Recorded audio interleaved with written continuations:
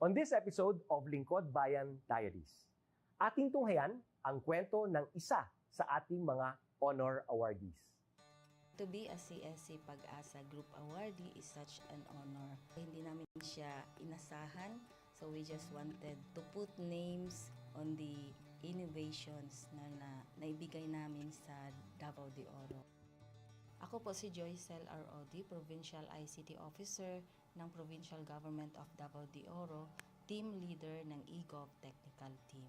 I'm George Danhil M. Duran, Computer Programmer 3. Ako po si Mr. Wilfredo M. Galagala, Information Technology Officer 2. Ako po si Antonio Isimini, Information Technology Officer 2. Ako po si Antonio Salarda Jr., Computer Maintenance Technologist 2. Kay eGov Technical Team are employees of the Provincial ICT Office of the Provincial Government of Davao de Oro. So kami yung gumagawa ng mga systems and innovations and nagsusupport din sa mga na-implement na mga systems sa iba't ibang departamento ng probinsya. Marami kaming projects, actually our systems number up to 40.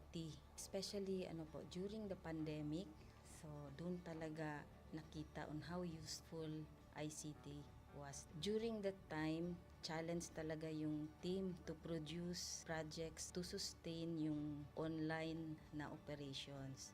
So on our part, we tried exploring open source technology. Tapos marami kaming ina-explore na networks. So first yung system is yung CallDedoc.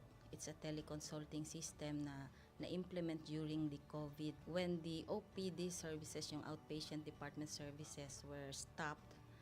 Nag-resort to teleconsulting. Another project mentioned is yung COVID testing information system. So just like any typical molecular laboratory na systems, ito ay data bank ng mga specimens na tinitest, tapos nagbibigay yung system ng result ng mga test. During pandemic, nagamit talaga siya kasi kailangan validated yung result, so QR coded yung aming test result. Isang very challenging project namin is yung household profiling and needs assessment.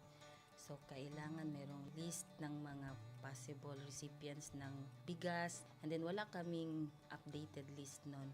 So, kailangan in 1 month's time makaproduce kami ng system kasi magro-roll out ng survey sa buong probinsya.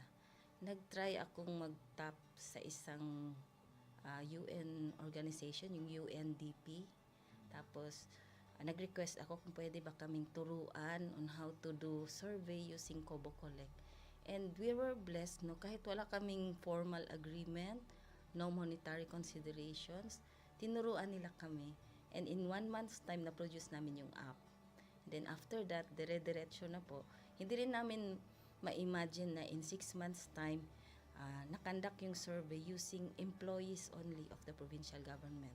So, nakamobilize kami ng mga 200 plus enumerators. Talagang nilibot yung entire province, 236 barangays, bahay-bahay yan. Tapos, nakuha namin yung data with maps. Na mapping namin yung mga households. So, and very appreciated po yung output ng systems. Kami nasa LGU, na-feel namin yung need na dapat ma-institutionalize yung ICT departments. Nasa digital age na tayo, so mag-upgrade or ng ICT. So basically yung ICT, nagagamit siya para ma-optimize yung ating mga processes. Aside from that, yung interconnectivity, interoperability ng different offices, napapadali yun through ICT. So talagang dapat i-leverage yung ICT ng any organization, not just the government. Kung mapansin nyo, lahat ng developed countries is naka-leverage talaga sila sa ICT. Maraming magaling sa Philippines, medyo may problema lang tayo dun sa interconnectivity and interoperability kasi parang nangyari, parang kanya-kanya yung mga LGUs, kanya-kanyang innovations. And if you can see from the national, paiba-iba yung mga systems hanggang dun sa baba. So, yun din isa sa panawagan namin, sana magkaroon ng uniform na standards and protocols in developing systems para hindi masayang yung mga efforts ng mga nasa baba. Okay, my message to my fellow public servants,